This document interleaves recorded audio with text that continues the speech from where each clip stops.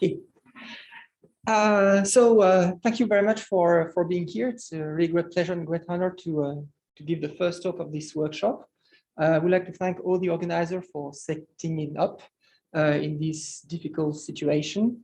It's a very great pleasure to finally see faces, real faces, although with masks, and also see familiar faces in the little screens up there. So welcome everyone. So I'm going to tell you give you a talk that will be a bit experimental. You will see all the experimental details in Christophe Salomon's talk, I would say in a week from now, maybe on Wednesday, if I remember correctly. But this will be mostly theoretical, and it's a collaboration with Xavier Leronas, Raghi Valiber, and Olivier.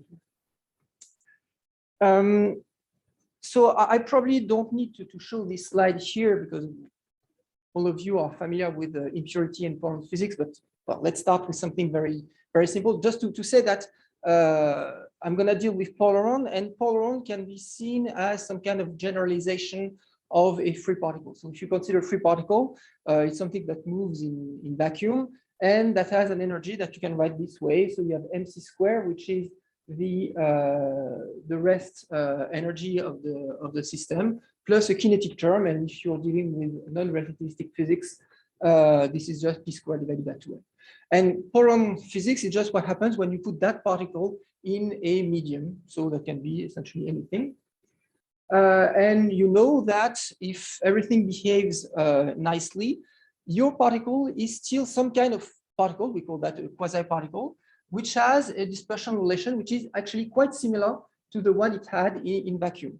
The only thing that its parameters, so the rest mass or the rest energy and the mass are just modified. So now you have E naught, which is the new renormalized energy of the particle in the medium, and m star is the renormalized mass of the particle. So you have still a particle, but with renormalized parameters. And we know that this paradigm, the notion of quasi-particles, is very important through all physics. So the Polaron itself was introduced for the first time by Landau and Pekka to explain the properties of electrons in solid. And in this case, the medium is made of the excitations of the crystal. So it's an electron which is shrouded by a cloud of phonons. But we know also, for instance, that in high energy physics, the Higgs mechanisms that describe the way particles get a mass in the standard model comes from the interaction between particles and the Higgs field.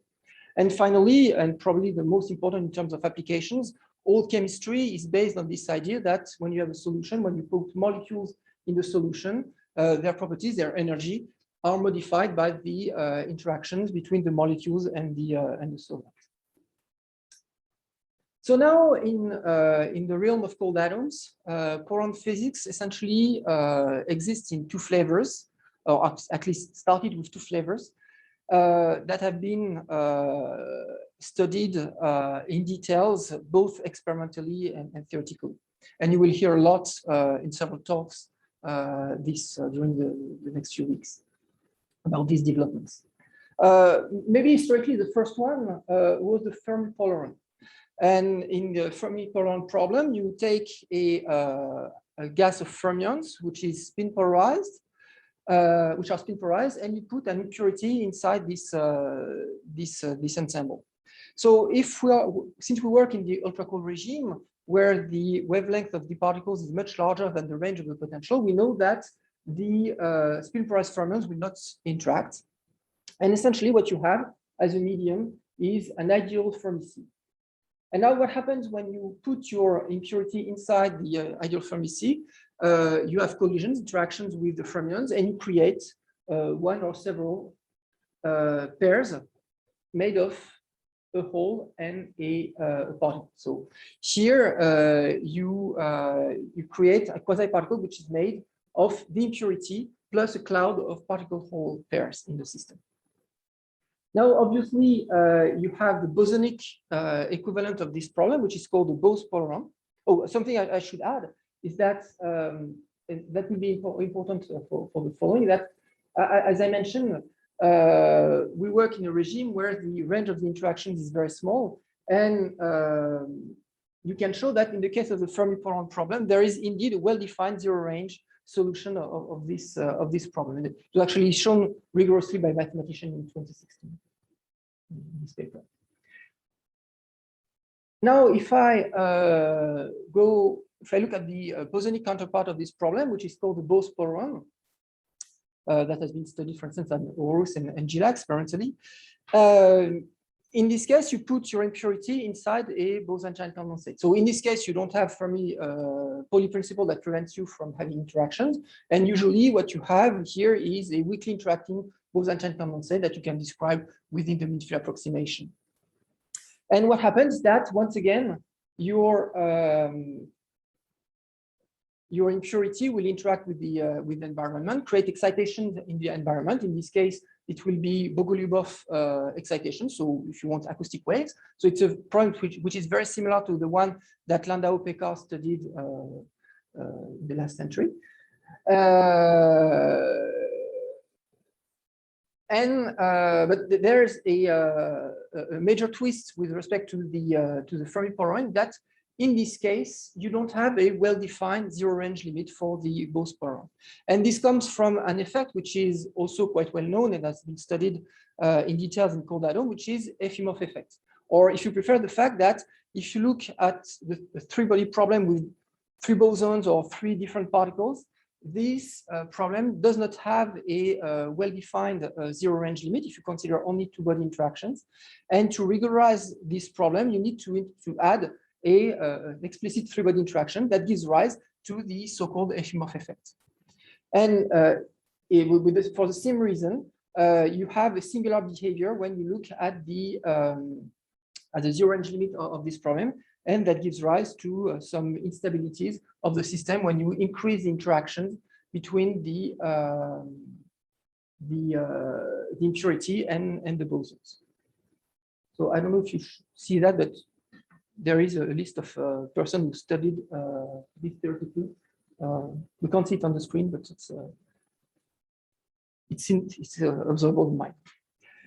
Okay, and I guess lots of these people are actually in the audience, whether here or online. So another way of restating what I've said, and that's very important, is that in the two cases, the environment is quite simple in the sense that it's either a non-interacting system in the case of the Fermi-Polaron, or it's a weakly interacting Bose-Einstein condensate in the case of the Bose-Polaron. And using Feshbach resonances experimentally, what we can do is that we tune the strength of interactions between the impurity and the environment. And so we have an impurity which is strongly interacting. Is there a problem? And so if I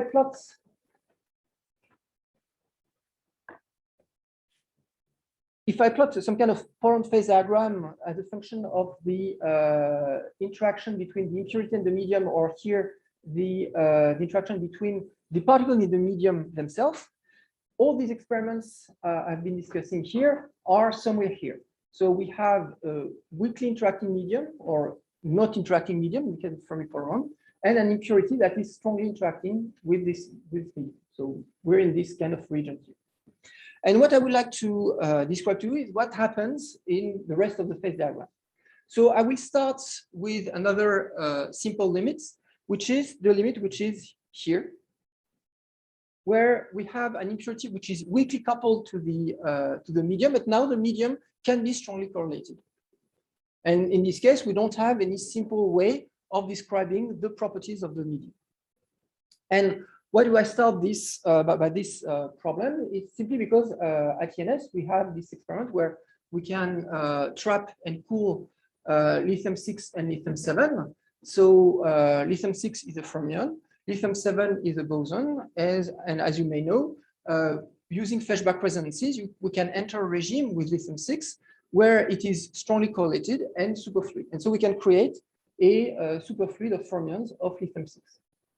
And now you sprinkle a few lithium-7 atoms inside this superfluid, and you get impurities, bosonic impurities, but that won't matter much in this case.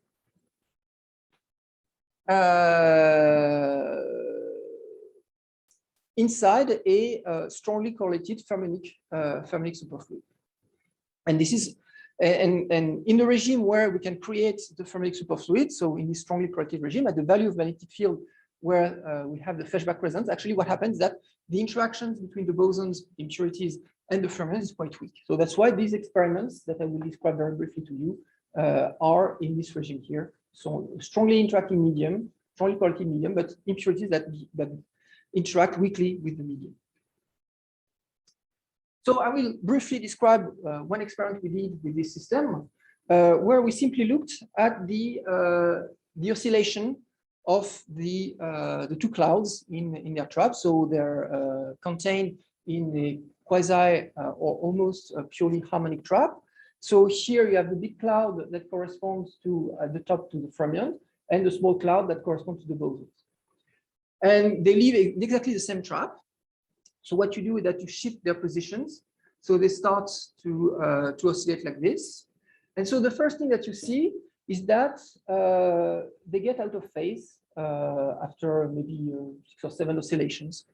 And this is simply due to the fact that they indeed live in the same trap, that they have different masses because we have lithium 6 and lithium 7.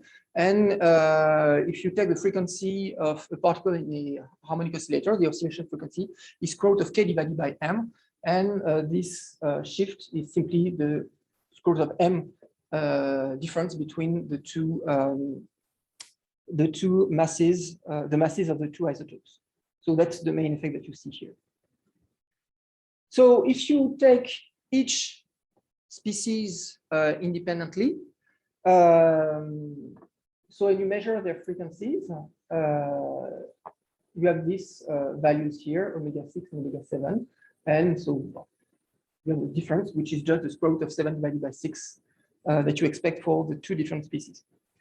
Now, if you put them together in the trap, you see that essentially the frequency of lithium 6 is not modified, which makes sense because you have lots more of lithium 6, lots of more fermions inside the system, and so they are not affected by the small number of lithium 7 or bosons in the trap. But now you see that there's a small shift of the frequency of the bosons of the impurities. And actually, this small shift can be a way to probe the interaction between the impurity and the environment. So, if in a very simple description, and you will see that it's mostly it captures mostly all the effects. We're gonna say that, as I said before, the interaction between the impurity and the environment is weak, and so we will describe it just using a mean field approximation. And so, if I look at the potential in which the bosons field is just the sum of the trapping potential V of R plus some mean field interaction, which is just the coupling constant between lithium 6 and lithium 7 times the density of lithium 6. And now we live in a trap, so this density is not homogeneous, and I can describe it using local density approximation, where I write density as a function of chemical potential, and the chemical potential obeys the local density approximation prescription, which is that this chemical potential is just a constant, which is the global chemical potential of the cloud, minus V, the trapping potential. It's the same V here and there, because the two species, I said, live in the same potential. Generally speaking, they should be different objects. Here in our experimental situation, they are the same. Now, if you look at small oscillations, V of R, so the potential felt by the impurity will be small, and so you can expand this quantity here with respect to V. And what you get in this case is that this term here, which will just be N6 at mu6 of 0, so this is this object here, plus d N6 divided by du times V. And so you can gather these two terms there, and you see that you have a V of R times 1 minus G67 times the derivative of density with respect to chemical potential, which is the compressibility of the cloud. And so you see that as far as the impurity is concerned, it lives almost in the same potential as before, V of R, except that you have a prefactor, which is here, and that corrects the oscillation frequency of the impurity. And so we know this equation of state. We know the equation of state of a strongly correlated Fermi gas, and so we can compare the frequency shift that we observe experimentally with this prediction using the known equation of state of the fermions, which can be calculated, for instance, using Monte Carlo simulations, as you will show. I will show you. So this is what you obtain.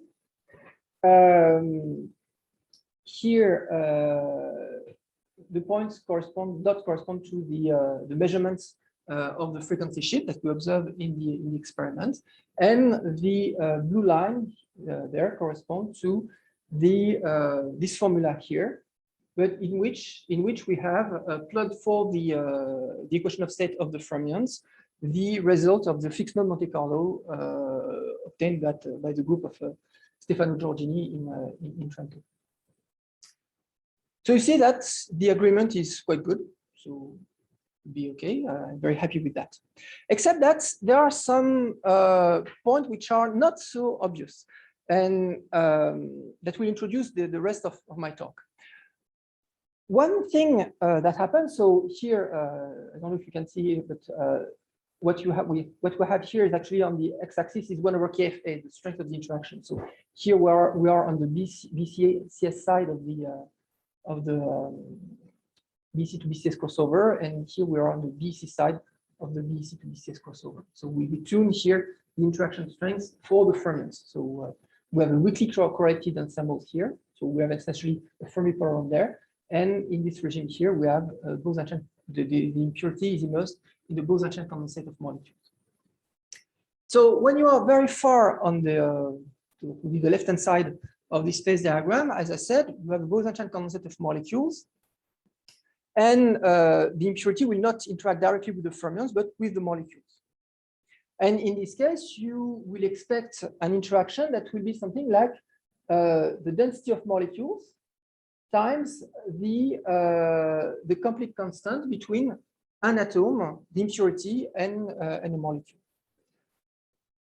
And when you write this, you make the assumption, the implicit assumption, essentially, that the coupling constant between an impurity and a molecule is twice the coupling constant between an impurity and an atom, which corresponds to the so-called Born's approximation. And we know that when you go further and further on the BEC side of the Feshbach resonance, the molecule becomes smaller and smaller, more and more tightly bound, and this approximation is no longer valid, because you can't consider the atoms inside the molecule, the fermions inside the molecule, as independent objects. And so there must be somewhere on the left-hand side of the phase diagram where the description I gave is no longer valid, because essentially Born's approximation breaks down somewhere. And so this is what I would like to try to understand. What happens when, what are the limits of this mean field approximation here? And so essentially what happens beyond weak coupling? What happens when we go beyond this approximation? So here we're just going to do theory for this part, almost. So let's try to go beyond the midfield approximation. So midfield approximation, just some perturbative expansion. So we'll do the perturbative expansion. So we consider that our impurity interacts. So V of R now is the interaction potential between the impurity and the fermions. And so it's just a coupling constant times a Dirac potential. Because, as I said, we will be looking at a zero range limit for the interaction between the impurity and the fermions. And I put a prime here because we know that, strictly speaking, when you look at the two-body problem, a contact interaction is singular, and you have to renormalize the coupling constant because you have some UV divergences. And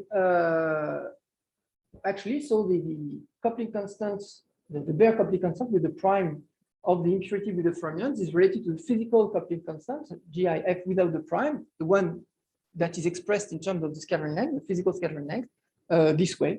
And so you have a cutoff here in this sum that corresponds more or less to the range or the inverse of the range of the potential. And now you work out your perturbative expansion. And so if you look at the first term, what you get is just the term which is linear with the coupling constant. It's just the mean field term that I described in the previous slide. And now when you go to the second term of the perturbative expansion, what you have is this 1 over epsilon q. So sorry, I didn't say, but epsilon q is just the kinetic energy of a particle of momentum q. Minus this term here, which is essentially the compressibility of the superfluid. So it's a natural term that you have when you do a perturbative expansion with some matrix element to the square at the numerator and an energy denominator. And you can relate that to the compressibility, dynamical compressibility of the superfluid at a momentum q and an energy epsilon of q. So you have this formula here.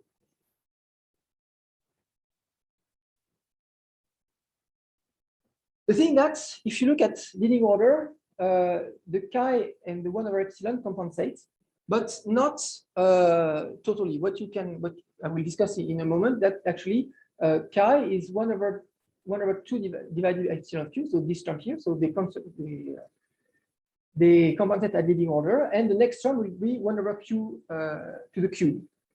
And when you integrate 1 over q to the cube, you get something which is UV divergent as a log. And so you see that this term here, the first beyond mean field correction to the energy of your Polaron, of your impurity, is actually an object, a quantity which is UV divergent. Yes? So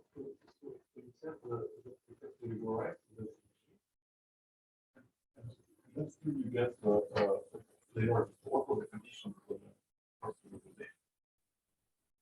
what do you mean? So what did you require to define it? So when I require that, I require the scattering length. So I look at the two-body problem, and I want the scattering length or the scattering amplitude to be finite. And I say, okay, from the scattering amplitude, I define the g without the prime, and I relate g prime with g using this formula to get the correct scattering amplitude. Yes, and so now this uses the two-body problem. And now we are dealing with a many-body problem because I have one impurity with lots of fermions. And so what it says that it's not enough to regularize G prime or the two-body interaction. You need to do something else. And actually, so this logarithmic divergence is well known in a context which is a bit different, but also quite similar, which is the case of bosons. Because we know that when you look at the equation of state of a boson-type condensate, it starts the same way with a mean field interaction. Actually, the first correction beyond mean field is also it's not singular, is well behaved. It's a Lagrangian correction. But when you go one step beyond, you see that the equation of state of bosons suffer from the same logarithmic divergence. And it's been studied a very long time ago, in the 60s or 70s.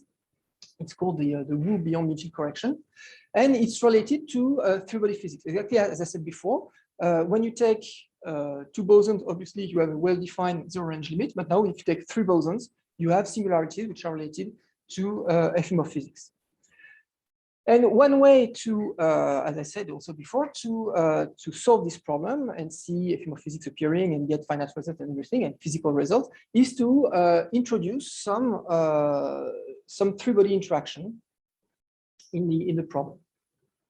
And so what we're going to do is that we're going to go back to now not an impurity inside a Fermi C, but now an impurity in the presence of two fermions, one spin up and one spin down. So if you want, the two Fermi Cs are just made of one fermion each. And we will look at the scattering of these three objects. And when you look at the scattering, you see that there are three diagrams, which are these ones, which have indeed the same logarithmic diverging behavior when you take the zero-range limit of the problem. So if you just replace the interaction between two fermions by G prime, so the bare coupling constant for the two-body problem, for all these three diagrams, you have something which is divergent. Now, if you take the real interaction between these two, so if you replace this vertex by the real scattering amplitude between the two fermions, something like this, between the boson and fermion, sorry. So this is the resummation of all the interactions between the boson and the impurity. In this case, everything becomes regular. So the Gaussian divergence comes from the fact that we have replaced our true interaction by something which is a Dirac potential, which has a strictly speaking zero range.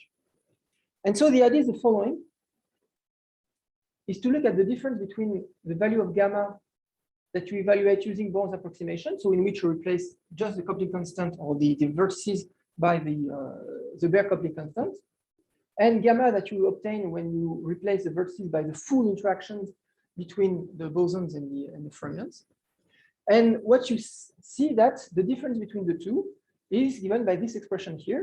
So you have a logarithmic term that diverges when the cutoff, the UV cutoff goes to infinity. So it behaves as the square of the boson fermion interaction. And you have the function kappa that depends on the mass ratio between the boson and fermion. And so for our experiment, this has some value, you can calculate it. And you have this length here, which is some three-body length that is related to three-body physics. And so you get indeed this logarithmic divergence of the three-body scattering amplitude of an impurity with with a spin-up and a spin-down. So now we need to cure this divergence. So either by taking the full scattering amplitude for two particles, or another way is to add an explicit three-body interaction in the problem. So say that now, in addition to the two-body interaction between the bosons and the fermions, or the impurity and the fermions, we'll add an explicit three-body interaction, which will have a coupling constant G3 that will depend on the cutoff. And the idea is that when we'll consider the interaction, the two-body interaction within Born's approximation, so where we take just the coupling constant to be G prime, the bare coupling constant, and this three-body interaction, we want to recover the exact result given by Faddeev resummation.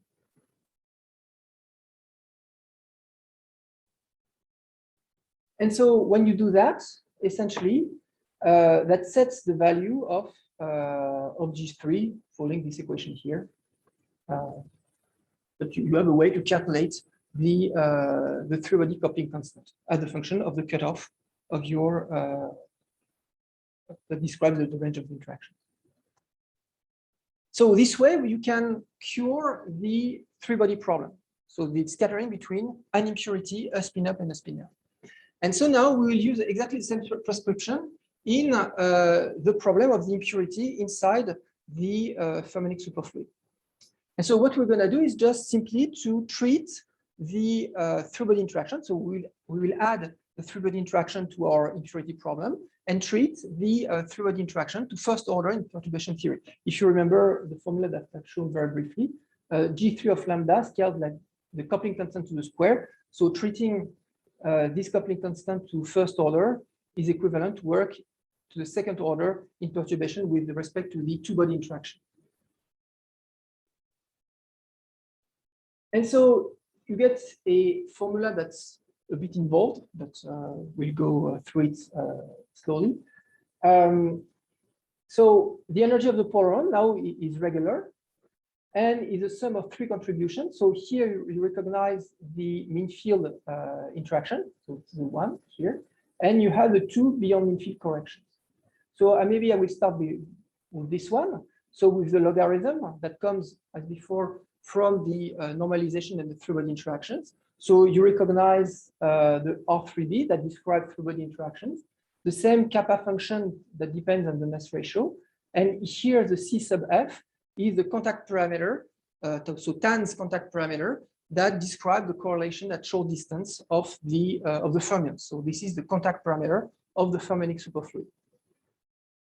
And here you have a function that depends only on 1 over kf AFF. So that depends only on the properties of the fermions. So kf is the wave vector, the Fermi wave vector of the fermions. AFF is the scattering length between the fermions. And it's given by this expression here. So again, it's a bit involved, but you recognize here the 1 divided by 2 epsilon q minus chi that I've shown you in the first naive implementation of perturbation theory, where chi, I remind you, was the compressibility, and that was the term that was divergent. And this is the counter term that comes from the three-body regularization that allows you to cure this divergence. And so once you know the value of chi, so the compressibility of the superfluid, you know how to calculate it.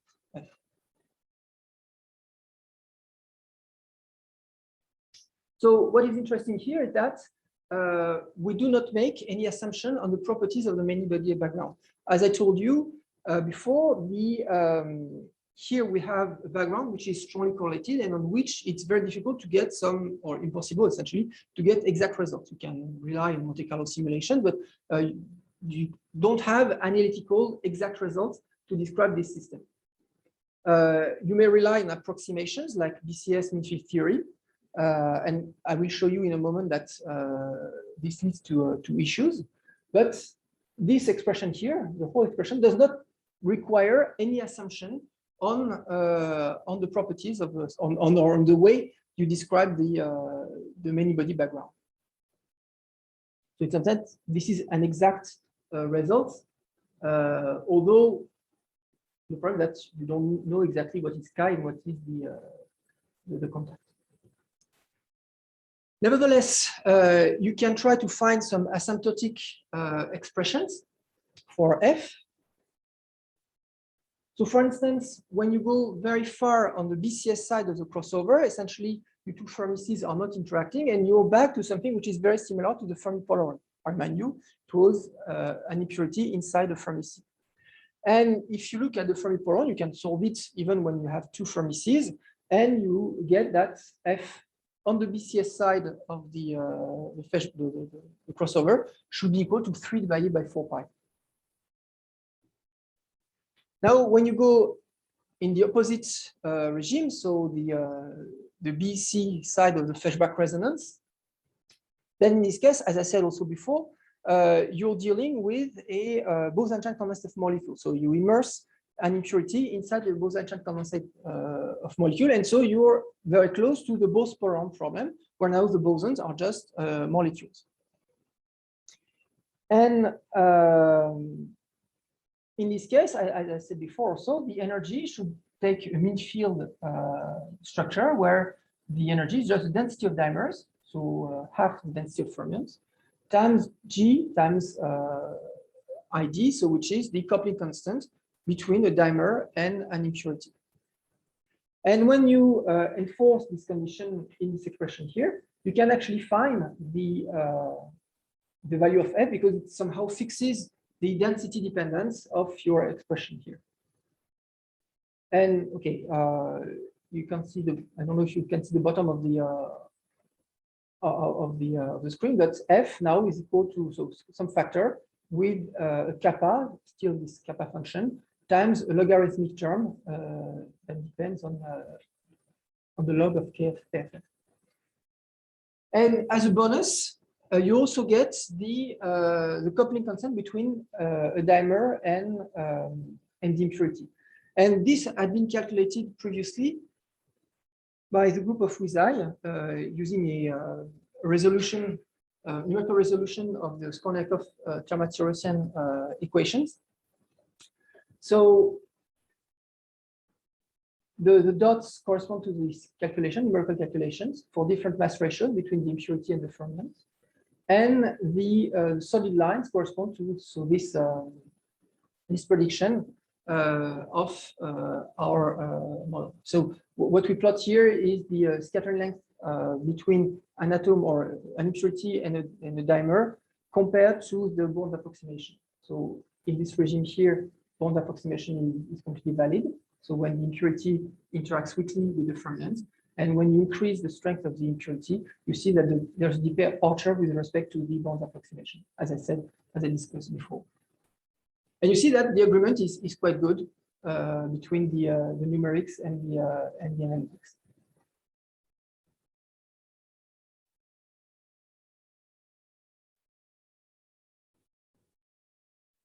Okay, now, as I said, to get really a result for f, you need to be able to calculate f to give a prediction. Otherwise, the calculation is not really useful. And as we already said, f depends only on the properties of the medium. We don't care now anymore about the impurity, because what you see here is the contact parameter of the medium, the compressibility of the medium. There's this mass ratio, but that's the only place where the impurity plays a role.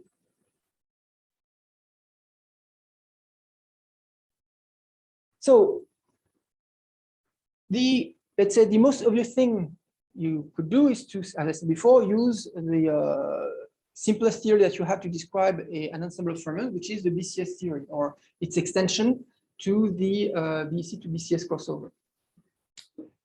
The problem with Bcs theory is that when you look at compressibility here, you want to, and dynamical compressibility, you want to describe the excitations of the system, because to look at compressibility, what you do is that you add a potential that oscillates both in time and space, and look at what kind of excitation you create in the system, how density is modified by this excitation.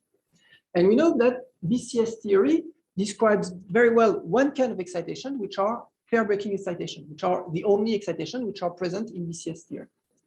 Now there's a whole class of excitation which are completely missed by Bcs theory, which are the collective modes, the acoustic modes of the system. And we know, for instance, that when we are on the far BC side of the crossover, we have a Bose-Einstein condensate of dimers, and the dominant excitation will be the Bogoliubov acoustic modes. And so they will be completely missed by the Bcs theory. And so, for instance, one of shortcomings which is related to this issue of Bcs theory, that it does not satisfy the F-sum rule, which is some kind of resummation of the response function of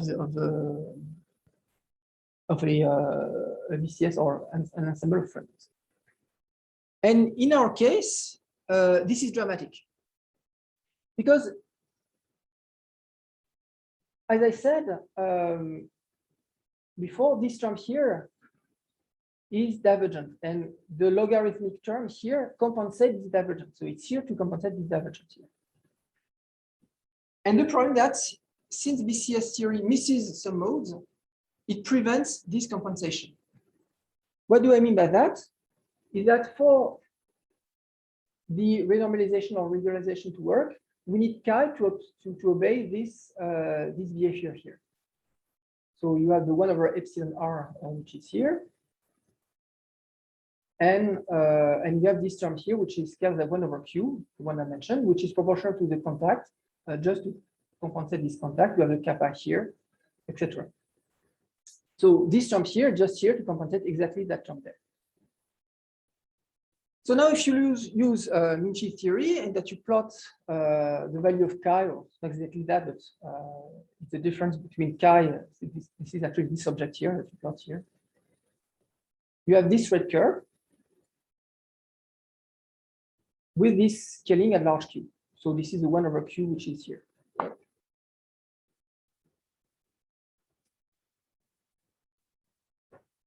The problem that if you take the contact of your fermions, you would expect this blue line here. So to have a compensation at large q, you would expect this blue line, and what you get using Minshev theory is only this red line.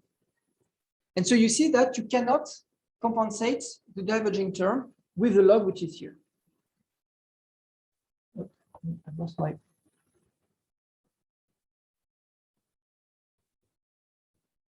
So Bcs theory, because it does not account for the phonons of the system, does not give you a good way to calculate chi that would allow you to regularize the problem and to give you a meaningful value of f. So you need to go beyond that.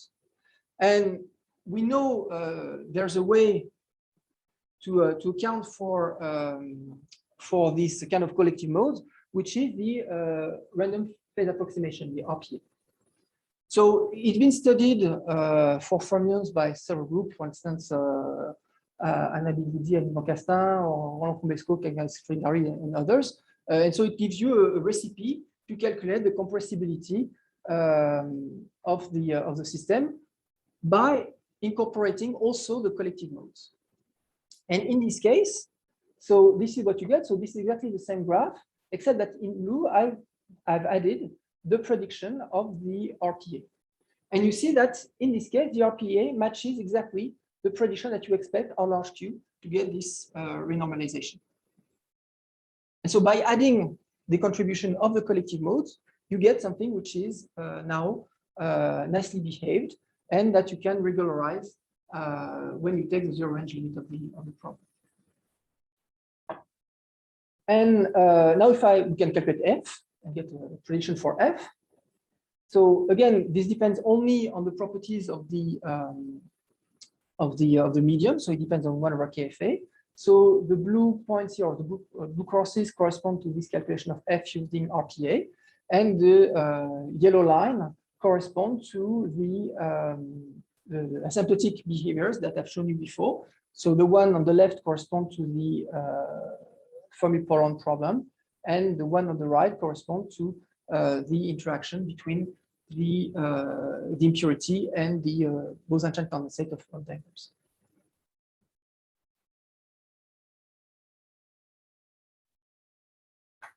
Okay, so that's nice. Can we test that? Actually, maybe. It's not completely, it's still work in progress, but there may be hope to test this beyond mutant correction. Why is it so? So, as I said, so the blue points correspond to what we measure experimentally. The red line, red solid line, correspond to the prediction for the mean field theory using the Monte Carlo simulation as the input for the equation of state. And I did not discuss this red triangle here, which was very discrete and hidden. So this red triangle is actually also theory using mean field for the interaction between the impurity and the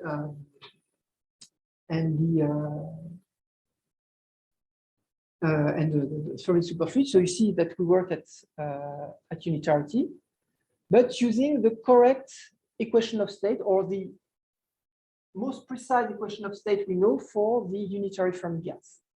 Because you know that the equation of state of the unitary Fermi gas is described by a dimensionless parameter, which is the Birch parameter. And for the Monte Carlo simulation, the value of the Birch parameter was about 0.40, 41, something like this. And we know now that it's a bit smaller, is 0.37, 36. And so if you plug this value for the Birch parameter, you end up here and not on the blue line. And so you see now that we're perfectly on the line if you take the wrong equation of state. Now, if you take the true equation of state, you're slightly off the data, experimental data are slightly off with respect to the theory. By not much, it's a 5 or 10% difference. But if you put some numbers, you see that this is indeed in agreement with the correction beyond midfield that we would expect for this value here. So what you should do is that, as I said, so the red triangle uses the mean field prediction for the interaction between the impurity and the Fermi gas. Now, if you want to be more precise, you need to add also the beyond midfield correction that I mentioned, and this beyond midfield correction tend to reduce the value towards the experimental data. The thing that, as you can see, the error bars of the experimental data is quite big, and so we need to, some work is needed to reduce this error bar to be able to make a very, very precise comparison between experiment and theory. Okay.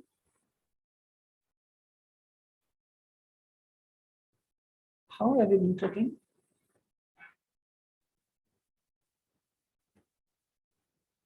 How long have I been talking? Okay, so let's stop here. No, we have formally 1 hour, but we can go as long as we wish for the short questions we do recording. So after 1 hour, we do common questions, short, everybody. Then we will go into the deep discussion. We're done. I stop recording, and then we will do this Zoom room or talk to people further if anybody wants to. Okay. So that's how it works. If So you want to terminate now, I will just wrap conclusion in then time for questions. okay. And I will interrupt for just for 30 seconds for advertisement. I see here many faces whom I know by papers. I know that you guys write on impurity subject, and you still didn't send us abstracts. So, and some people just came here for the first time. But I also know that you wrote the papers. I've seen your papers. So if we have still time slots, check the schedule of the conference, and if you wish to give a presentation, just send an abstract title, and we will put you also on schedule. Okay? No, okay. This machine, I will throw you the audience if you want to talk. Okay, just a conclusion in Outlook, and it's also discussed in more detail in this paper here. So I've shown you the phase diagram up to now. So where we have the impurity, the Fermi and the Bose-Polaron. Here, the impurity coupled to a strongly correlated system, and there's obviously this whole region here where we have an impurity which interacts with an arbitrary interaction with a strongly correlated medium. And so this is obviously a very challenging problem with a very rich phase diagram, because what happens when you go in this direction here now, what you do is that you increase the interaction strength between the impurity and the medium. And so, as I said, what we discussed up to now is the Polaron. So I vary here the scattering length between the impurity and the medium. Here I have the strongly attractive limit. Here I have the weakly attractive limit. So this is what we just discussed. At least we're staying in this region here. Oops. Here. You have also a recursive Polaron branch if you want. But now if you go very far on the right, you know that you can form molecules between the impurity and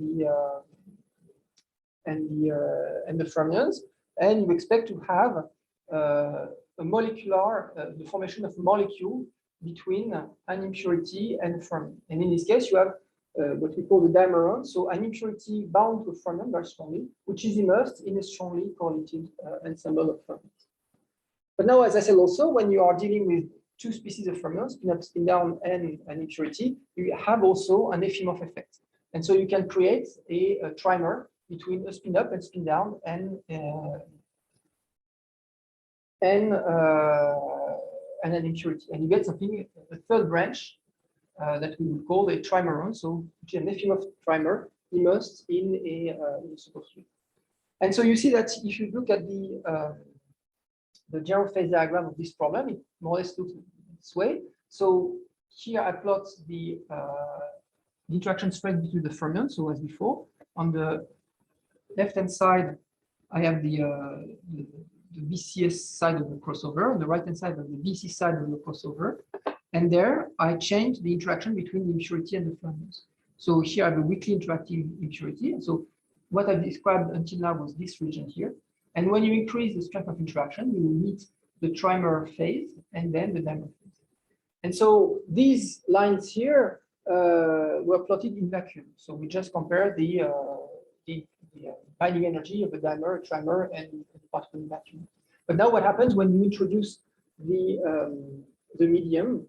And this is a really challenging problem, and especially what happens to the transition between all these phases. And also probably advertised for Yoav Sagi's talk that we discussed this kind of transition between Polaron and dimeron in the case of the Fermi Polaron, and you see that this is not trivial.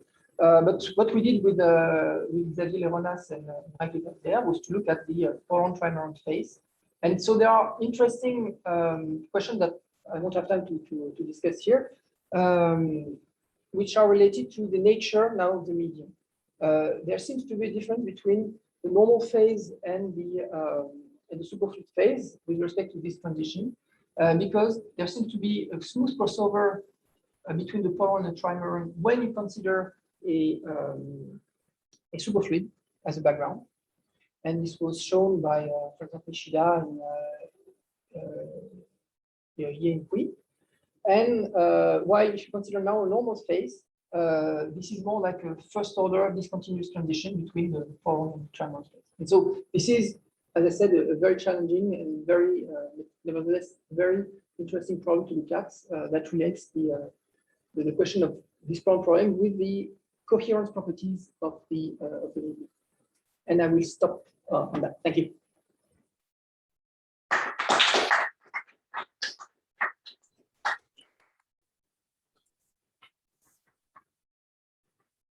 Yes. I have a question. You have need microphone. Throw. Okay. Throw. Okay. That's a short distance throw. Okay. I understand that for the bath, let's say you consider attraction and the left is weak attraction and the right is strong attraction. But for the impurity versus the bath, you could have either attraction or repulsion. Yes. Does it change something, or because here it seems that you also only consider attraction? Yes, we only consider attraction. So you're totally correct. What I've drawn here is what happens when you go to this line like this. So we follow this line here. On this graph, I did not plot what happens when you go here. Okay. So in practice, what most likely will happen is that we know that when you look at the recursive branch of the Polaron, what happens when you break up the strength of interaction is that you start to have inelastic collision that form either dimers or trimers, and you decay towards these states.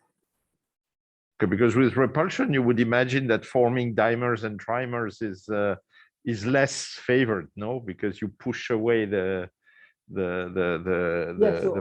pairs of the bath. But what you have there, you have these inelastic decays. So maybe there are some tweaks. Obviously, we don't know. Okay. When we look at the decay rates, the spirit of what it is. I think Eugene Denner did a while ago on the Polaron problem when we discussing categories experiments. So we don't do this calculation to see whether there is a limitation or whatever of the inelastic process. Super, thanks. Don't know to whom I should throw it.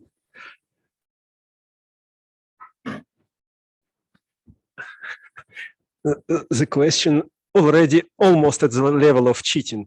Dimers, trimers, further can you go? Tetramer and so on when you are talking about that phase diagram. Yeah. So can you have more than kind of 3? That's a good question. So another way of rephrasing that is to so we stopped our extension Exactly. to second order. Is our scheme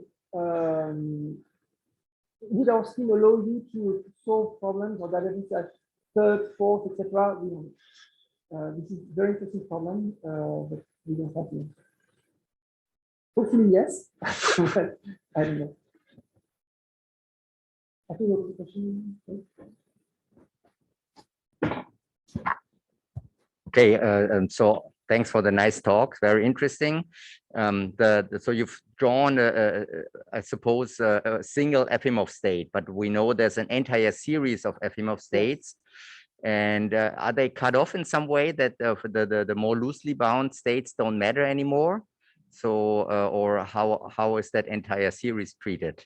Yes, so that's a very good question. Actually, what I plotted here is you are plotting the idea, although it's quite theoretical idea, is look at the ground state of the system. So we are focusing at the first Efimov state.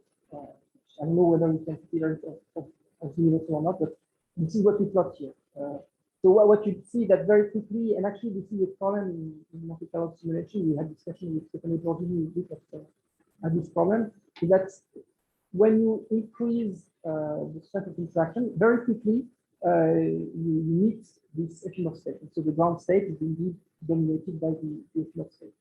And so, but you're totally correct, which is that you have a series of ephemeral states that strong, but they are no longer the ground state. So that's why we.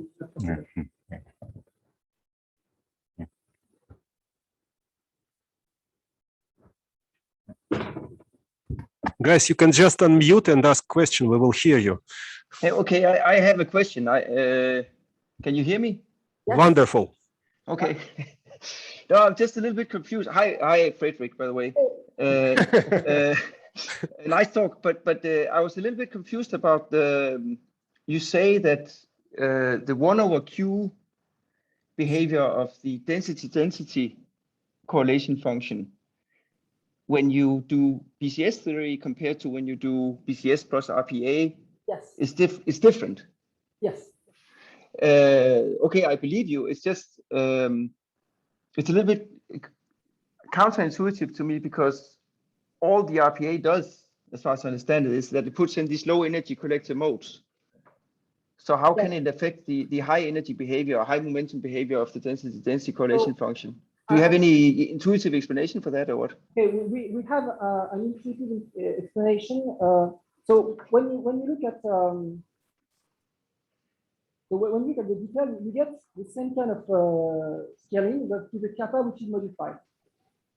The kappa of BCS theory is not the right that you expect, and so if you look at the formula I wrote somewhere.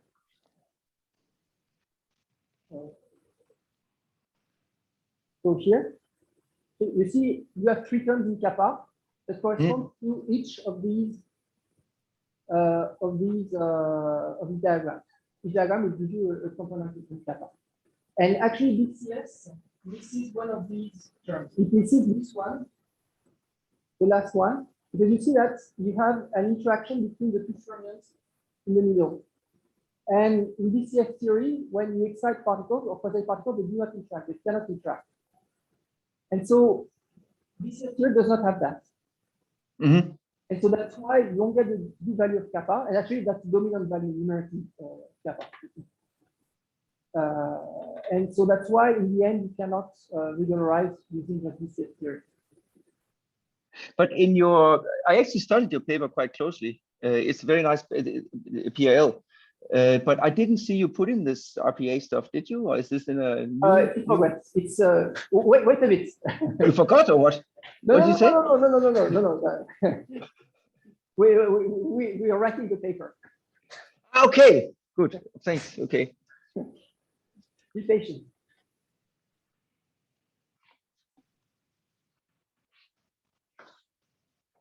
May I ask a question? Yes. Thank you for the interesting talk. I had a question about like the coupling strengths between the purity and the dimer that you showed. Could you show the slide again, like the one that you may compare exact few body calculations to what you have? Yes.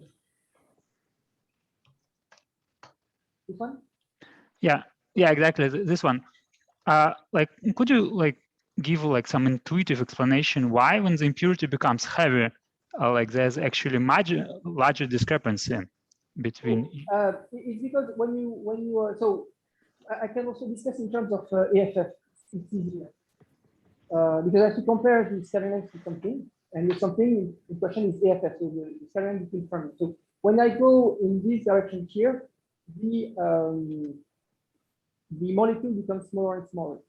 So when I take Bond's approximation, essentially what I say is that when an impurity arrives, it interacts independently with the 2 fermions. So that will work if I have a very loosely bound molecule, and essentially the 2 fermions are almost independent, and I consider that the impurity will interact independently with the fermion on the left and the fermion on the right.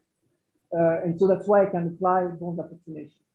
And now when I decrease AFF, the strength of interaction of attraction becomes stronger and stronger, and so the 2 fermions become very tightly bound. The molecules become very, very small, and so I cannot consider anymore that the impurity will interact independently with the 2 fermions. Interact really with the molecule, so which is a composite of them. Yeah, thank you. May I ask like another question on this plot? Like why there's a big like discrepancy between when you go to heavy impurities, like between the curves, like the It's not 100% clear, I would say. It's probably due to finite size effect in the sense that our calculation was made in a zero range approximation. That was the whole purpose of our calculation. And in the calculation by Rizai, they added some cutoffs, and so that might be some leftover of the cutoff, we think. Okay, thank you. It's not such a big deal if you look, because this is actually a correction to a correction. If you look at an absolute value, because the main effect is bond approximation. So we look at the discrepancy with effective bond approximation, it's 10%, and then we have a 10% error on this correction. So actually, in absolute value, that corresponds to 1% difference between our calculation and theirs. So that's very small. Thank you. It's just magnified by the fact that we have suppressed the leading order term.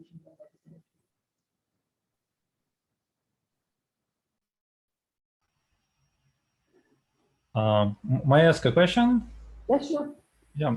So I wonder about this logarithmic term, or let's say Wu term for the many-body case. Or well, you also mentioned that it's present in the three-body case. So the question if there is any experimental evidence for these logarithmic terms in whatever context. Certainly, in this problem, I would say no. To the best of my knowledge, the only experimental evidence is the one I was mentioning about the slight shift of the frequency, oscillation frequency of the defensive frequency experiment. I would say that this plot here is not experimental, obviously, but is an evidence of this logarithmic correction. So if you take the Quasi-Particle equation and you solve them, you get this significant here, which is logarithmic. The solid line corresponds to this logarithmic data. So, Okay, I see. Yeah, thank you.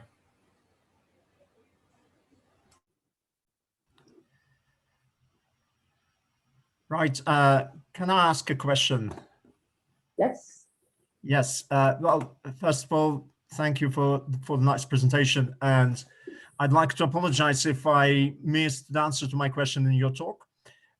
My question is about the phase boundaries between different states, such as Polaron, Dimeron. Is there a physical observable that experiences an anomaly at the phase boundary? Because from the experimental point of view or physical point of view, that's the only thing that defines the phase boundary.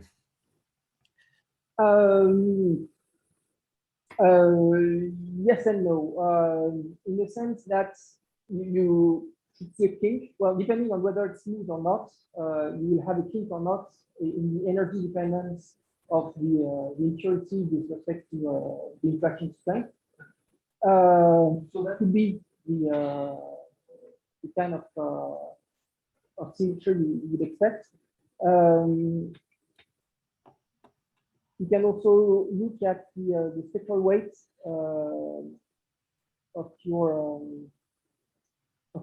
particles. You would expect some different behaviors depending on whether you are more in the more Polaron or a final state.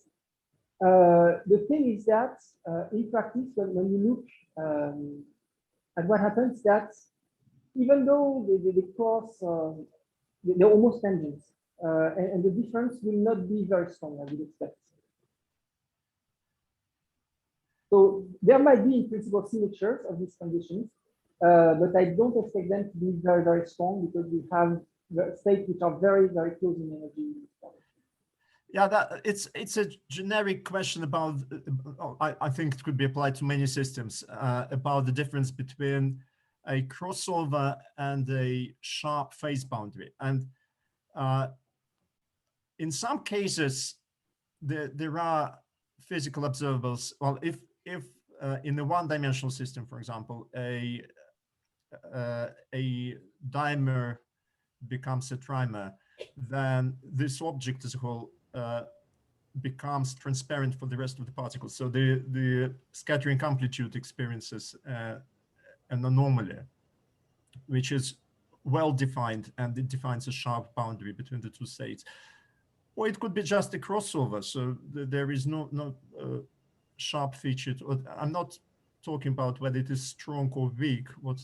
Rather, I'm talking about this feature being sharp. That is a discontinuity in some quantity, in some observable quantity. Yeah, so there are discussions, or at least, as I said, there are two different behaviors depending on whether, or we think, depending on whether we have a superfluid background or not. In one case, if you look at the energy of the ground state, you get something which is smooth without any leaking. While this is what you would expect for superfluid. While for a normal system, you would expect a kink in the energy dependence or the interaction dependence of the energy. But as I said, the kink is not super pronounced. Okay. Right. And can I add a couple of words on this question? Yes, sure. And actually, I have to rush to the students' orientation, so sorry. I will leave the meeting right after making my point. There are two separate questions, whether the criticality is sharp and whether the criticality is non-trivial, like critical phenomena. So this criticality is typically sharp, and the sharpness is controlled by the fact that the charge, 0 for Polaron, 1 for dimeron particle charge, 2 for trimeron, is a good quantum number. However, the criticality is trivial because right at the critical point, you have a degenerate state when two energies are just equal to each other and there is no criticality. Actually, in my talk, I will be addressing this question, this important question, the question of a charge being a sharp quantum number and consequences of this fact. Okay. Oh, that's great. Yeah, that's very interesting. And thank you very much for the talk. Sorry, I have to rush. No, I don't have to show that, but there are some signatures which are indeed sharp and very striking. For instance, so again, I don't have to show that, but what differentiates the Polaron and the trimeron phase is the whole wave function that you create in the Fermi. And you see that this whole wave function has some kind of width which jumps from finite value to 0. And so that's something which is sharp, but that would be very difficult to access it currently.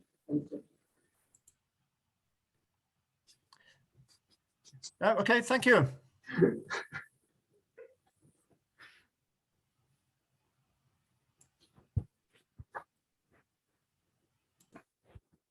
Can I More ask another questions? question? Good. Yes. Maybe I misunderstood what you said, but in the beginning of the talk, you said that if you put in the full impurity fermion scattering matrix on both sides, then all these divergences will go away. Yes. Is that correct? Yes. So which one is then the correct answer? The one where you put in the RPA, let's say the weak Bose-Fermi coupling? So one where you do a weak coupling plus RPA, or the one where you put in the full T matrices but do BCS? That's a very good question. So the idea here, we work in the only on the free-body problem. So this is only the free-body problem, and we can very easily resum this part here and this part there to create the FADF approximation. The point that using FADF approximation for the many-body problem is very difficult. Well, at least I don't know how to do that. And so using the correct result for the free-body T matrix cannot be applicable to the many-body problem. And so that's why in the many-body problem, we use only the Bose approximation where we replace interaction by G prime. And instead, so of getting the correct free-body amplitude by using FADF approximation, what we do is that we use Bose approximation plus the free-body interaction.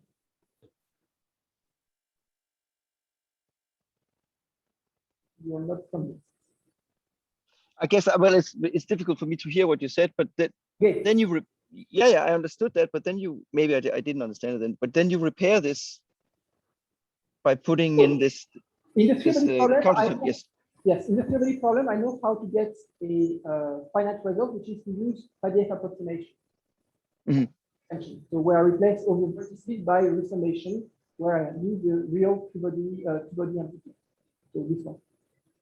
The problem that doing this resummation in the many-body context is not feasible because it's a many-body problem. So I cannot transpose my Faddeev approximation to the many-body problem. And so instead of doing that, I replace the Faddeev result by Born plus three-body interactions, which are treated at second order. And this is an expression that I can do in the many-body context.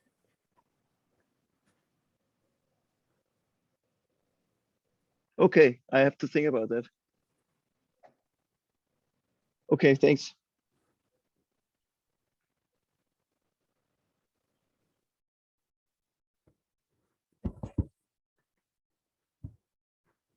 Anybody else? Okay, we thank the speaker. I'm stopping recording, and if you have some questions which you wanted to ask but didn't want to see them on YouTube, so just a moment.